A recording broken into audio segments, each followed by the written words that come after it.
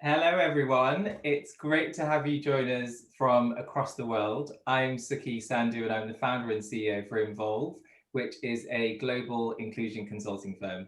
And we help organizations be more inclusive to help retain their talent. As most of you know, we published our Heroes Women Role Model list last month via Yahoo Finance. And I'm incredibly excited to be bringing together an amazing panel of our global role models to discuss whether 2020 has the potential to become either a tipping point or turning back point for gender equality in business. And we've had a lot to deal with this year. The pandemic of COVID-19, and more recently, the pandemic of racism, with the Black Lives Matter movement gaining considerable momentum. And we want to talk about how this has impacted the women's agenda. So get ready for a thoroughly insightful conversation. We also want this to be as interactive as possible, so please use the Q&A function and send across your questions and comments, and I'll try to put as many forward to the panel as possible. Now, I'm really conscious that time is going to fly by, so let's start with some intros from the panelists, and it'd be great to say who you are, where you are, what you do, and a fun fact about yourselves. And I'll start with a quick fun fact about me, just so you don't feel embarrassed yourselves. So I'm sure you all know Fergie from Black Eyed Peas, the music artist. So I once starred in one of her music videos called London Bridge. You can check on YouTube. I'm only in it for a few seconds. I'm in the background, but you'll see me in it. That's my fun fact. So I'm now going to hand over to Jennifer. Good afternoon. I think it is afternoon or early evening everywhere. In at least the two time zones that showed up. I'm Jennifer Jackson. I am the president of Capital One Canada, and that's leading a credit card business across the Canadian country, where we serve millions of Canadians with our products. I am coming to you from Toronto, Canada, where I am currently based. And my fun fact is my favorite two music genres are hip hop and opera. And so those are the types of performances and concerts I go to. I wonder if you can get the go to one where it's combined. That could be quite a fun genre. Yeah, but I lived in Washington, D.C. before, and the Kennedy Center actually was quite good. They had several hip hop artists come and they perform with the National Symphony Orchestra. So I got to see Kendrick Lamar that way, Common as well. Unfortunately, I missed Nas, but that is one way of crossing some genres that I've loved. Fantastic. Hip opera. Plus. Hip opera. Yeah. Hip opera. Ever the marketeer, Alan. Over to you. Oh, sorry. I didn't mean to jump the queue. I'm Alan Jope. I'm the chief exec of Unilever. We make some soap and ice cream. I'm here in beautiful, beautiful, beautiful Scotland, in our capital city, Edinburgh, where I've been hiding away from the real world for the last 7 months. Please come visit Scotland. It's beautiful. I got two fun facts. One is they're installing a new front door down underneath me right now, so apologies for all the buzzing, drilling, and banging.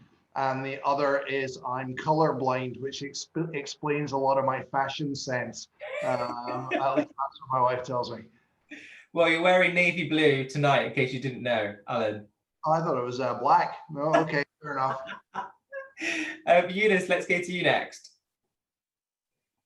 Yes, good afternoon, good evening to everyone, and I'm so pleased to be here. My name is Eunice Heath, and I'm the Corporate Director for Sustainability for Dow. For those that aren't aware of my great company, we are a materials science company, and we have technologies that really go into just about every product that you would use or touch every day, from your computer to your ice cream or your home and personal care product or construction. So we have a variety of technologies that each and every one of us use every day, but we're very upstream in the chemistry process. And I have the pleasure of coming to you today from Florida. Two fun facts is that during COVID, I picked up my daughters and my husband, and we moved to Florida to care for my mother. And the second fun fact is that the daughter of our last daughter, she's 14, we gained guardianship of her during COVID. So you can actually gain children during COVID that didn't. Fantastic. And last but by no means least, Harriet. Well, fantastic to be here. Thank you so much for inviting me as a first-time judge, but been on the heroes list for the last 3 years.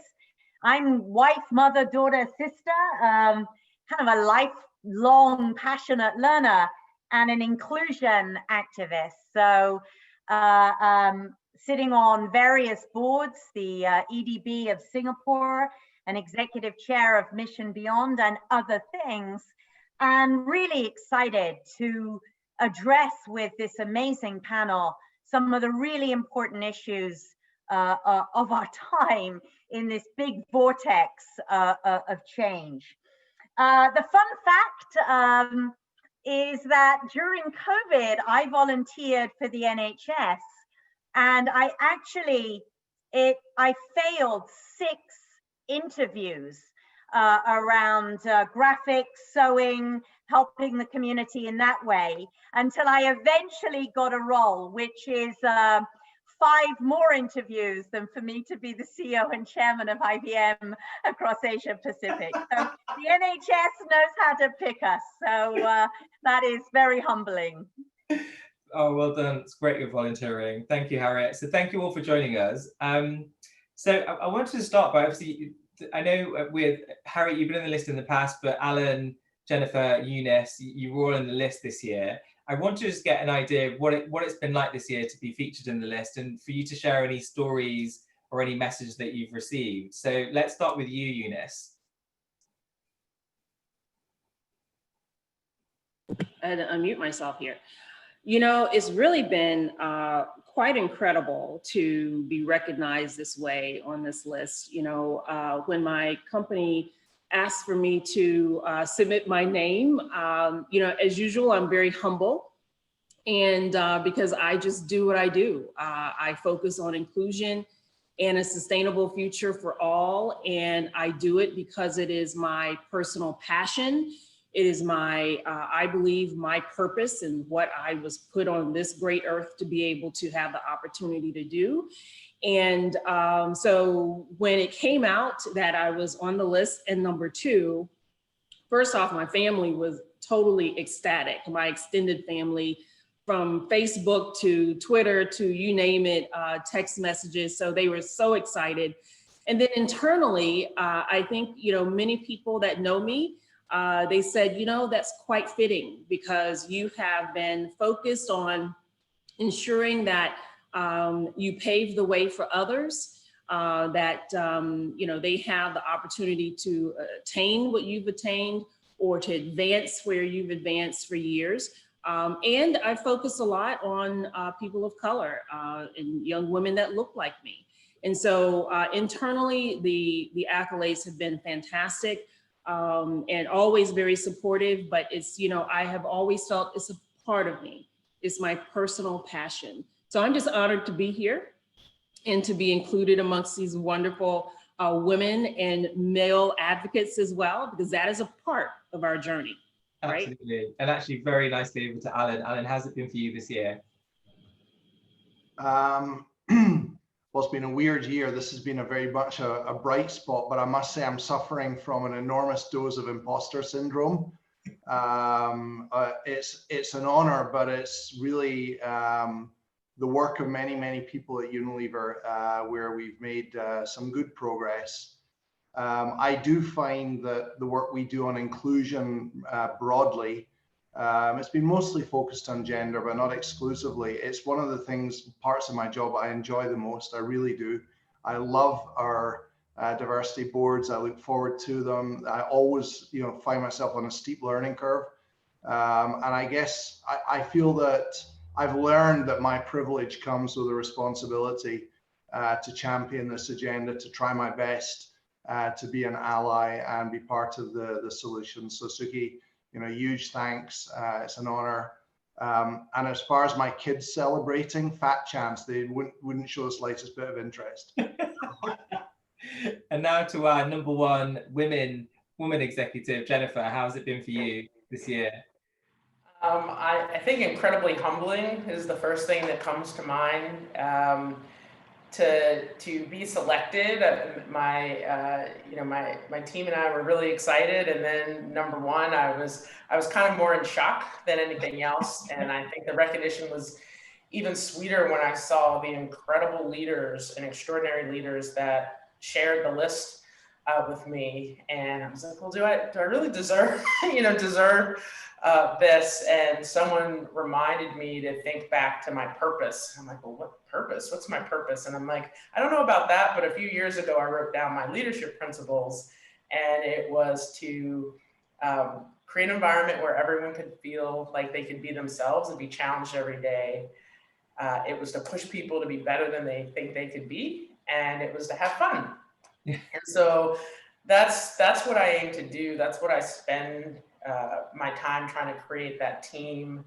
I've appreciated that Capital One has provided an environment where I've been able to do that, and to do it for all people, but to have an extra bent that is near and dear to me, to focus on women, and also to focus on people of color and LGBTQ, who have unique experiences, for whom I've been able to be a role model for. And so with that, I'm still humbled, but at least it makes a little more sense in my head, and I'm glad that it aligns with my purpose and what I try to do every day. Well, congratulations to you all. You did really well. As Harriet will testify to in the judging process, it gets harder each year. I mean, you're all role models in your own right, but I'd love to know who your women role models are and why, seeing as they're on that subject right now. Harriet, can we start with you? Yeah, I think there's some role models that I would love to have met that's impossible for us to do so now. You know, people like Marie Curie, you know, who was very much in our minds as so many Nobel Prize winners for chemistry, physics, etc. kind of flow. I really have learned so much from watching women like Angela Merkel in terms of forging forward, but taking everyone with her. And then I think in this extraordinary vortex of change, which is, you know, about climate, about technology, about deep inclusion because of who we are, and of course a pandemic. I think those that have stepped up to lead or to do things in a very different way have inspired me. It's impossible not to be inspired with New Zealand's Jacinta, to be inspired by those who've taken a very different course in countries in Africa and also in Sweden. So I think some very different leadership role modeling as people really look to the core facts and say, you know, because of age, sex, color, creed, sexuality, physical and cognitive ability, and the intersection between them all, how do we do what's best for this unit, this country, few enough saying this world, but I think it's been a very important time for breakthrough leadership. Absolutely. Eunice, what about your woman role model? Yeah, so, you know, I'm going to point to one in particular, because when I think about, as I was growing up as a little girl, and, you know, what did leadership look like? What did being a great executive or great mom look like? And I picture my mom. My mom is probably the best role model that I could have ever had growing up as a child. You know, Harriet noted a number of really great leaders and women leaders and role models. And I agree with those as well. But when I think about the person that really helped to shape the woman that I am today, the leader that I have today, and not to be concerned with oftentimes being the only woman, or the only Black professional, or the only Black woman in the room, at a high leadership and executive position that has influence, I can go into a policy room in Australia or China or the UK, and I have no problem being the only, because I have had the role model, the best role model I think I could have had to show me what it really means to drive change, what it really means to be a leader, and what it means to open the door for others. Absolutely. I raise up my mom because she has really demonstrated what that should look like. I mean, these role modelists have always been about people can't be who they can't see. So that's why we want to reach millions of people globally, to also challenge stereotypes about where people expect these different diverse communities to be. So it's great to hear that, Eunice. Jennifer, what about you? Who's your woman role model? Yeah, I have Eunice's answer and then a build on that, which is, as I think about my role models and my success, the first part was what instilled in me I can do anything I want. And that was my mom, seeing her start out as a social worker and then rise up and end up being a senior executive in the federal government, was just, practicing what she preached, but also always saying I could do anything I wanted.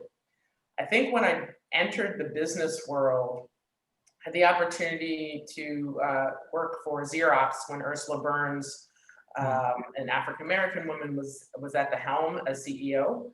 And during a similar time, Indra Nooyi was the CEO of PepsiCo. And, for me, actually seeing these women of color impacted me more as a role model than I even realized. And they both started in STEM education like I did, with engineering and science and math backgrounds. But I take that as, when I learned about them, fortunately got to hear them speak or work with them, that's when I went from, thinking I could be a CEO to knowing I could be. And it was a physical shift somehow inside me. It's hard to explain. I always knew role models were important, but I think in those moments when I first learned of them or worked in their companies, that's when something shifted, and that's when I started to personally believe, even a bit further aged as I was at the time, in the power of role model. Fantastic. Alan, what about you and your women role models? Yeah, I'm going to pick up from Jennifer actually and take a group of women, which I had the privilege of working in our business in China for 5 years. And, Chairman Mao didn't do too many good things, but one thing he did do was talk about how women hold up half the sky. And he was very committed to allocating work in the work groups equally between men and women. And at the time, we had this formidable group of Chinese women, Jennifer Han, Daphne, Wei Feng, Janice, Ying, who were kind of middle senior managers in Unilever China. And they really ran the company. The executive team, we pretended we ran the company, but it's pretty clear we really did. And over time, all of them have ended up the group that is now the executive team of our business in China. And it's a very, very different style of leadership. It's one that, was incredibly inspiring. They've all become extremely close friends. And so I want to kind of salute the women leaders of China, who are a special group, to be honest. I'm getting emotional thinking about it, actually. You're going to make us all cry, Alan. No, that's an amazing story. So let's talk specifically about COVID-19 and the impact of that on the women's agenda. Do you believe that COVID-19 has disproportionately affected women more than men when it comes to work? Eunice, let's start with you. Yeah, so this pandemic, I think, has forced all of us, men and women, to really reflect on what's most important. And as I shared with you in my opening comments, during COVID, we've relocated from Philadelphia to Florida to care for my mom. So I'm the mother of 4 children. And so I'm sandwiched between my children, which are the youngest now is 14, and an aging mom with dementia, right? And so this just underscores, I think, the critical challenge that we have as women have continued to advance in the workplace, as I have, but they are also still in many aspects, I won't say all aspects, the caregiver within the home and even extended family members. And we have our children that are either in, hybrid situations of going to school. And so they're either at home or they're at school or a combination of the two. So for during this time of the pandemic, I think that women have even more pressure on them than ever before. And I would just extend that a little, some to men, the men that may also be the primary caregiver in the home. They have a lot of pressures on them while still also doing the great work that they do.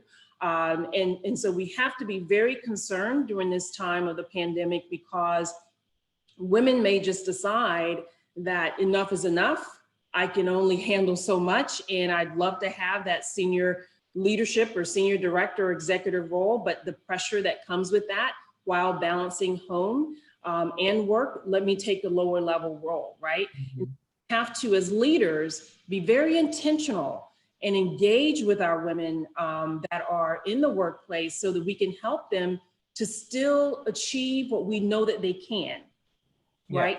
While integrating or balancing life, because life will continue to happen as we go through COVID. Absolutely. Harriet, what do you think? And do you actually think it's all been negative, the impact on the women's agenda? I entirely agree with the eloquent way that Eunice has described the challenges that I think most people, whether they're in units, families, companies, have been experiencing. I do think that this isn't just an issue of COVID, and within that lies some opportunities. I think the vortex of change is around, climate change, of course, COVID. We've got these new technology epochs, and then, a mass right movement for deeper inclusion. So even though I think the challenges are really acute, and I would be amazed if anyone could not cite them in full, I do think there are real opportunities for people because of, back to that, age, sex, color, creed, sexuality, cognitive and physical ability. And I hope we'll get to talk about what some of those opportunities for businesses and for individuals are because of this challenging time. So I would not say it is, you could list the challenges, the real issues, but I do think there are things we can do, and I hope we'll get to those actions and to the way that we can all influence for the better. Great. Jennifer, what are your thoughts? And are there, for instance, any initiatives that you feel have been impacted or affected because of COVID-19 when it comes to women in business? Yeah, I mean, the how we can help all of our associates and specifically women, because it does impact everyone, but it does tend to disproportionately impact women, is a lot of what my team has thought a lot about, but also our company has spent a lot of time on. And we've rolled out different initiatives, first and foremost, to just give more support and flexibility, emotionally, financially, socially, physically, and kind of launched a Caring for You and Your Family, not only portal, but a bunch of resources above and beyond what we normally do to support that. I think that the second part to keep in mind, at least that I think about, is women are competing with all these priorities in their lives. They may choose to select out of the workplace or to select out of something that is, a higher trajectory than they were in, but that doesn't mean their ambitions went away. It just meant their priorities at the second have shifted. And so one of the things I'm gonna kind of start answering of what I see some of the solutions are to Harriet's kind of question is that we as specifically as business leaders continue to keep that in mind as we think about both programming for women that remain in the workforce, and then what we need to do when we stabilize, because we will at some point stabilize, it may not be tomorrow, but and how we think about recruitment and getting women back within the workforce. And so the flexibility we have now in terms of, you know, flexible hours, working, also, you know, our women's employee resource group, for example, still has professional development and social networking events. But what we've done is we made them shorter and more bite-sized. So they're 20 minutes instead of an hour or 90 minutes, so that people can fit them more into their day, or they're a lot more recorded content than we used to have. Yeah. And then, you know, for the recruiting efforts, I think we need to, you know, there's a lot we've been doing that we need to step up to the next level of thinking about, you know, diversity recruiting overall, but specifically in the women, to see and continue to track our numbers. And if they go down, we need to do something about that.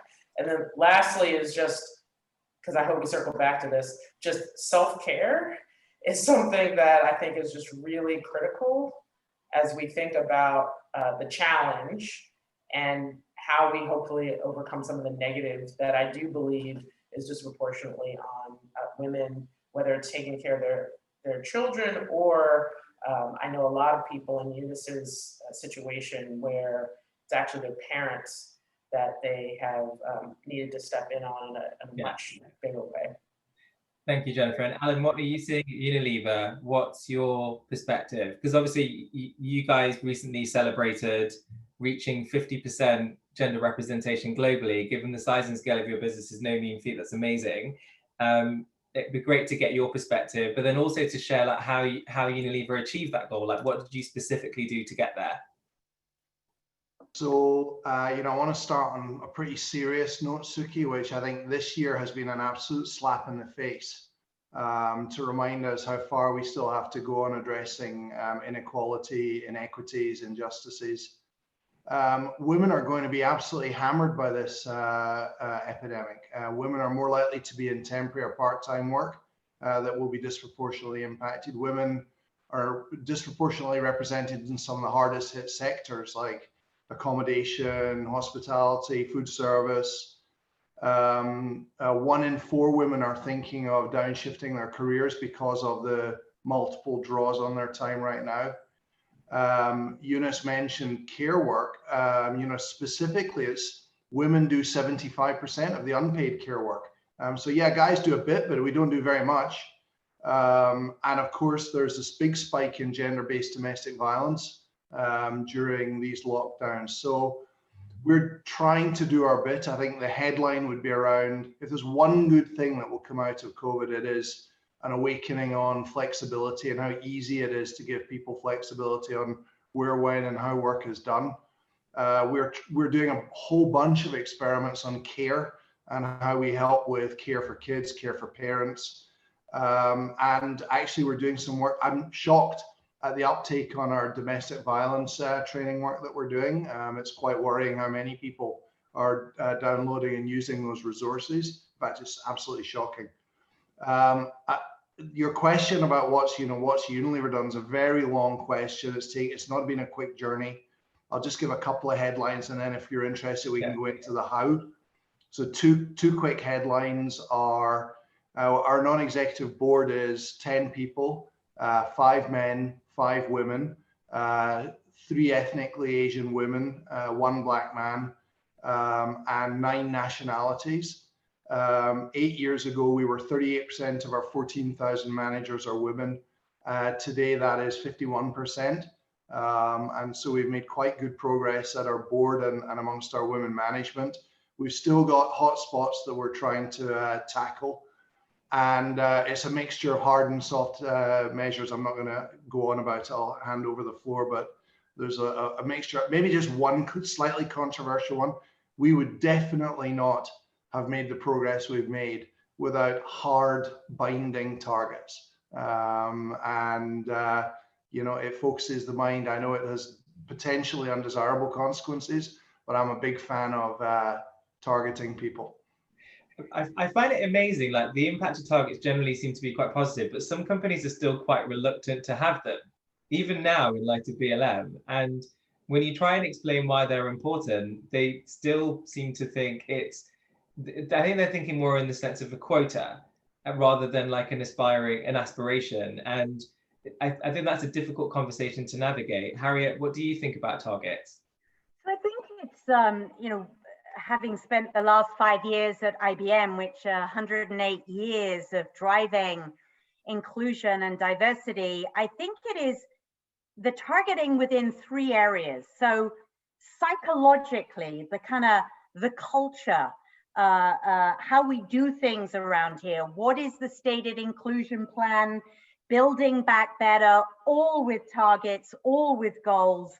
And in Asia Pac, 50% of all executives in a third of the company, you know, it was equal male and female. So if you can see it, you can be it.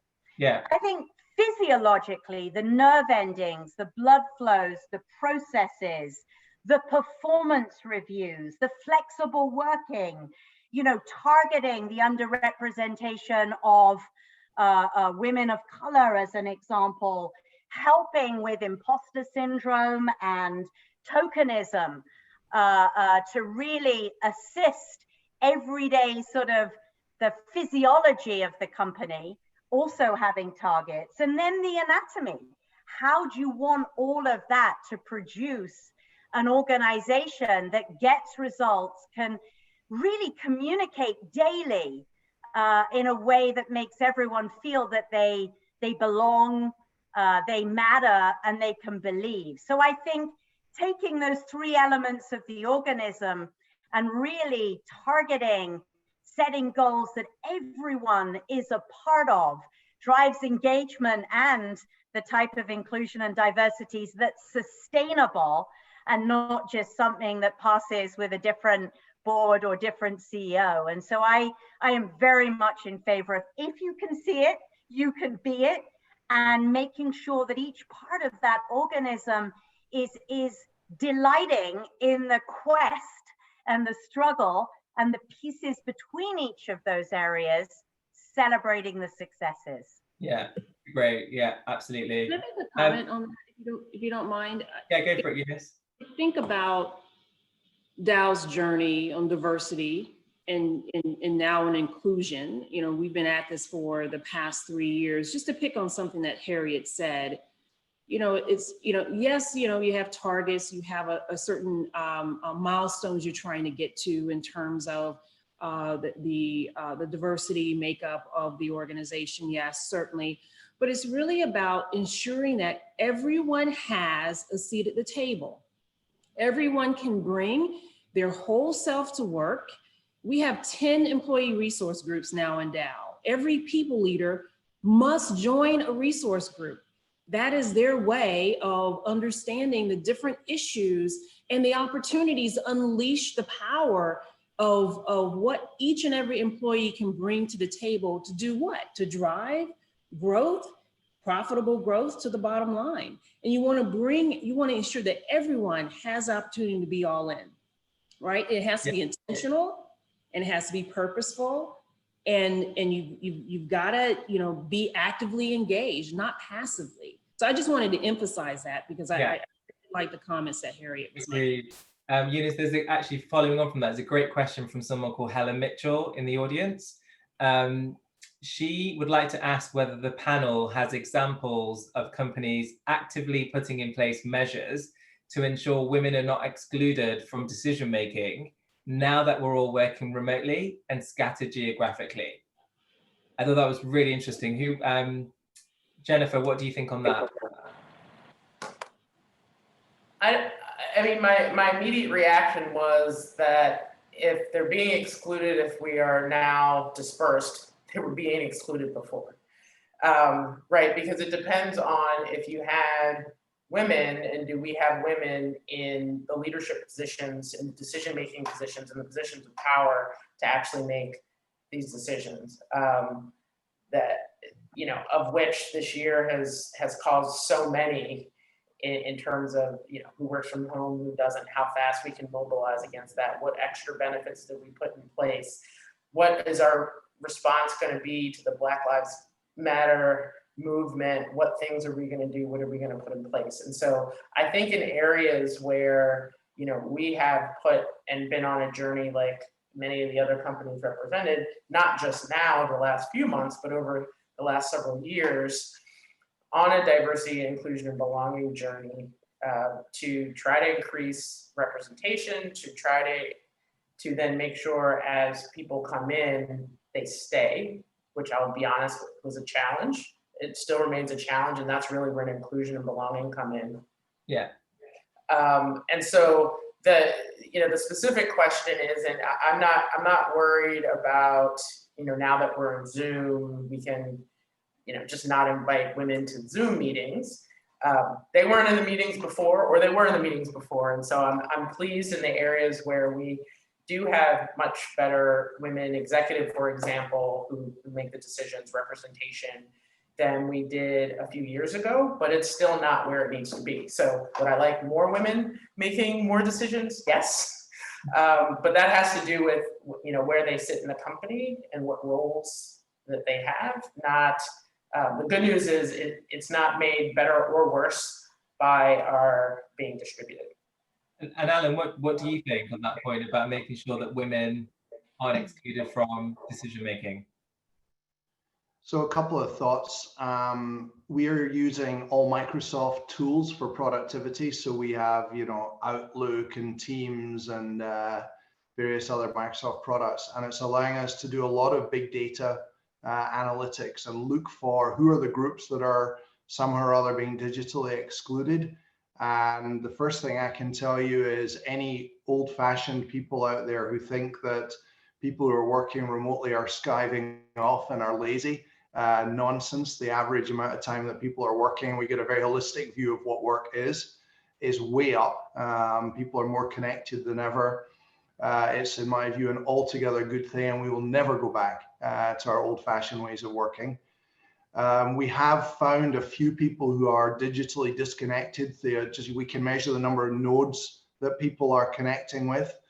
We've assessed that for age, for gender, etc. And we've discovered there's no pattern. So women are not overly represented in groups that are digitally disconnected. Older people are. I was chatting with Microsoft yesterday, and they were telling me that actually they're starting to see some information that the fact we all take exactly the same size box on a Zoom call or a Teams call is flattening hierarchies. They've been able to measure that hierarchies are getting flattened and voices are being more heard just because of the fact we all get exactly the same 3x2 square. And then I'll just chuck in one fun measure, which is we've done a bunch of work on something what we call our gender appointment ratio, which is not tracking a position, but rather tracking an individual over 10 years and looking at their appointment history over 10 years, regardless of what role they've been in, and finding out, are they as gender neutral in their appointments as they think they are? So of course, there's some awkward moments, but it's mostly just a mirror for all of us to see how do we really do over a 10-year period on our gender appointment ratio. And I think and Alan, sorry, do you mean you're tracking the role itself? As in you're tracking the individual, not the role. As in where the individual's going. You've gone through different roles. It looks over 10 years how you've done on appointing women into roles that report to you. And it really has been an eye-opener, actually, because you get a meaningful number of people, a meaningful number of appointments, and there's nowhere to hide. So that's a cool measure if you've got the data. Eunice and Jennifer, I really want to talk to you actually when you think about the BLM movement. Like, how do we ensure that women of colour are included in women's initiatives? Would love to hear your perspective. Eunice, did you want to go first? Sure, absolutely. So within Dow, as I mentioned, we have 10 employee resource groups. One of them, which is our oldest resource group, is the Women's Inclusion Network. And then we also have the Global African Affinity Network. So these two networks are actually partnered quite significantly over the course of this time, and have been before this, but has been really raised significantly this year because of the impact of COVID on women, and then COVID on people of color. So with the Black Lives Movement and everything that happened with George Floyd, our CEO, Jim Fiddling, announced that we launched a strategy called Dow Acts, Advocacy, Community, and Talent is what ACT stands for. And the whole purpose of that is that we want to make sure that as we are addressing the social injustice, the racial injustice here in this country, we're also assessing and understanding what are some of the social justice issues in other parts of the world and how they impact different parts of the communities in which we're in. And so for Dow Acts, as it pertains to women, we are partnering, and we have 5 HBCUs, historically Black colleges and universities, in which we are partnered with, and part of our programming with them also includes engaging with young women as they are going through their own personal development and preparing for the workplace. So our recruiting teams are actively engaged with various toolkits from the Global African Affinity Network and the Women's Network in order for us to help them to be prepared for coming into the workforce. But then more importantly as well, for WIN as well as GAN, is raising and elevating the conversation internally. We're having a number of racial forums where we're just having very open dialogue as we grow the allies that are saying, enough is enough, and I want to be a part of the solution with regards to racial justice. So how can I be a part of the solution?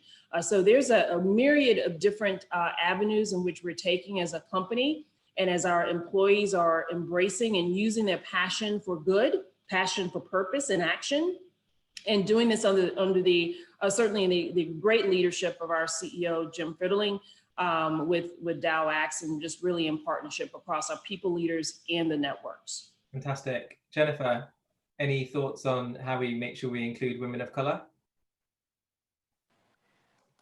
Yeah, I think it's both women in color, but also how we use the movement to make sure that other underrepresented groups aren't left behind as well. And so, one of the things that, I keep in mind in different initiatives that we've launched, here at Capital One that focus more on racial inclusion and equity than we've had before, both in terms of representation, having goals and targets for the first time on some of these dimensions, doing specific development to make sure that we're bringing people in, but then they're staying, but also to make sure that we're tackling bias head on, which is pretty different in terms of confronting uncomfortable conversations that we have. And I think what that does of making sure that we're not just thinking about gender, but we're also applying race and other things like LGBTQ, people with disabilities, especially the less visible underrepresentation, is something for us to be mindful of. And so a lot of what we've been trying to do programmatically has been, first and foremost started because of the high visibility of race and Black Lives Matter. But as we've thought about commitments that we've made all the way at the top from our CEO, Rich Fairbanks, and made board commitments of what we're going to do and communicated throughout the company, there are some areas that focus specifically on Black and Latinx associates where we are most underrepresented, especially at the leadership levels. But many of the initiatives are things that we're requiring of everyone to have diversity, inclusion, and belonging training for everyone. starting with executives, making sure that we're thinking about all people leaders who have power over people's professional development, advancement, et cetera, but also acknowledging that at the end of the day, I believe us taking a step back, listening to our colleagues, especially those of color, hearing their stories, their experiences, and most importantly, acknowledging the unique challenges that I think the difference now this summer is, I think many people just didn't actually fully know and internalize these challenges in a way that was true and visceral to them. And so that's some of the programmatic things we've done, but I think a lot of that has just fostered conversations that have just never taken place in the workplace, and some of that has then fortunately spilled out into many people's personal lives as well, which I've been pleased to see. And Jennifer, I think you're right that race is a deeply uncomfortable conversation in business, and I would love to ask Alan and Harriet, like, do they think the BLM movement has almost made it easier to have those conversations about race because of the catalyst that it's made it happen? Harriet, what do you think? I think,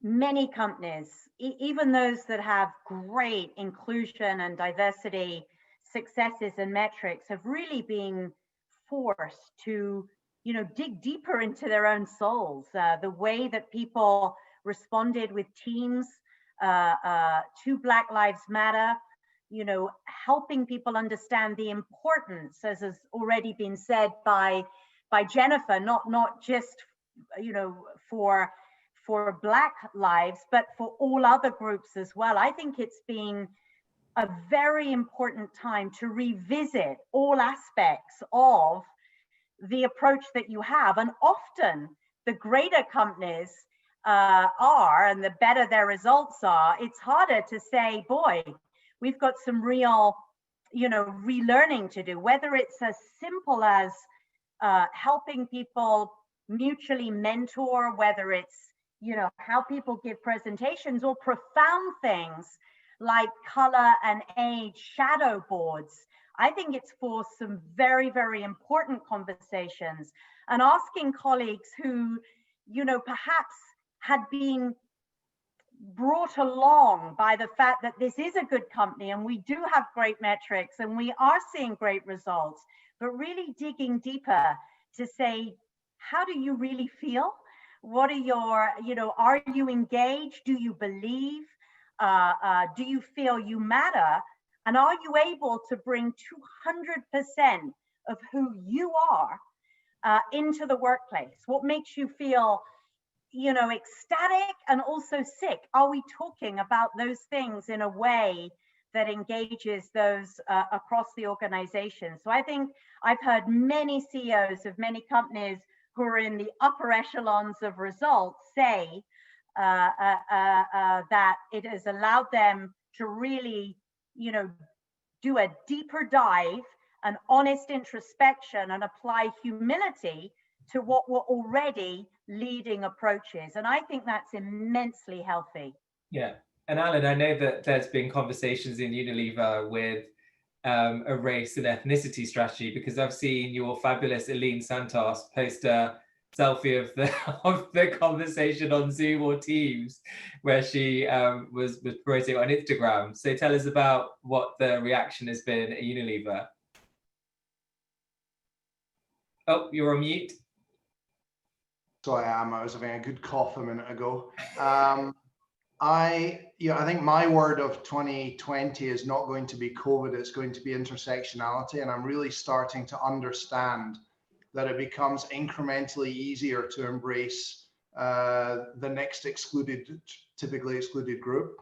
And we had done a decent job on gender. We were getting our act together on LGBTQI+. I would say we're leading edge actually on disability. And what we've discovered is we were absolutely nowhere on racial equity. And it is, as a kind of middle-aged white bloke, it is acutely awkward trying to learn the vocabulary and how do you have honest conversations with your Black colleagues about their lived experiences.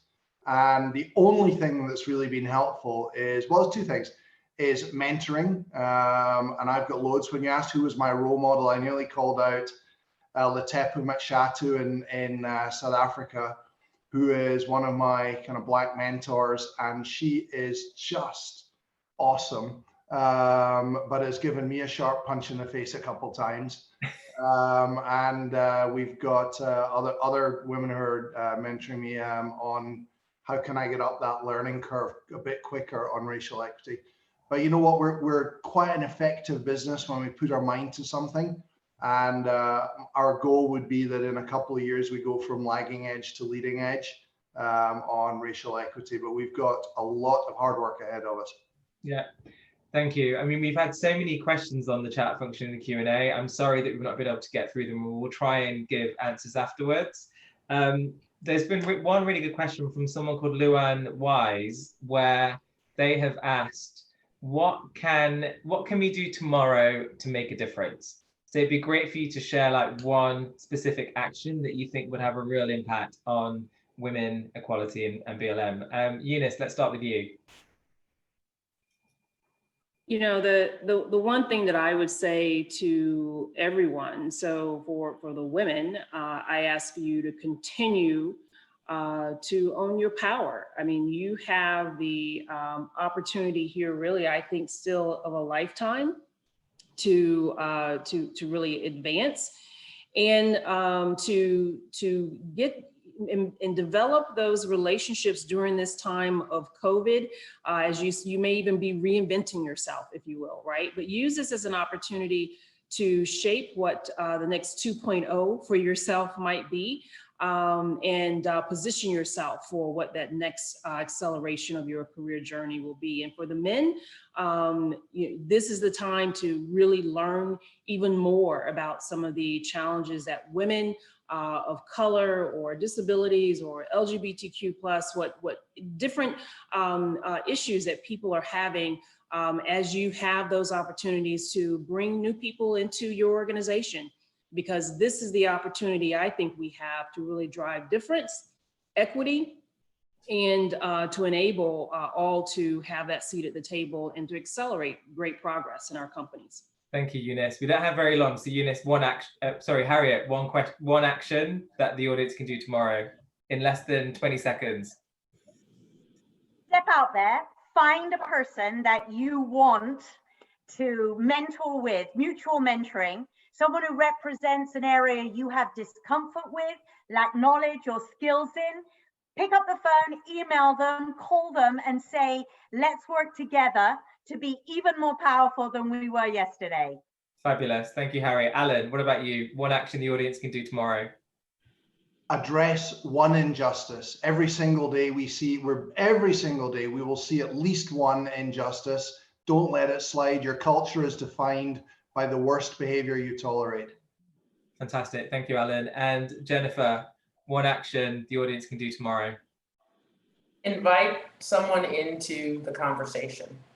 If you see them on the sidelines, if they're there, especially if they may look different, may be new, may be further away, may be newer, invite someone new who you haven't heard speak into the conversation. Fantastic. I don't think I could have summarized better than that from our panelists. And I can't believe actually after an hour, we didn't even talk about the US election. Great. So if anyone has any final comments on that, feel free to say whatever you like. I'm sure Jennifer and Eunice, you had an opinion. I just want everyone to vote. So many, especially of my ancestors, literally died for my ability to be able to vote and have a voice. And so I just encourage everyone to vote wherever you are, whatever you do, whatever you believe, vote. Well, I would just say this is the decade of action for inclusion and sustainability. I love Alan's word, intersectionality, and use your right to vote to drive change. That's all I'll say. Well, we're all going to be watching, we'll all know in a week's time what's going on. So we're all watching from Europe with our fingers crossed. Mm-hmm. So we really hope the world needs some good news. They really do in a week's time. It really does. And this could be it. So thank you all so much for joining us. We really appreciate it. A big round of applause. I'm sure everyone's clapping at home as well. Thank you for joining us. And there will be a recording so you can share it with your colleagues if you weren't able to make today. But thank you so much. Take care. Bye.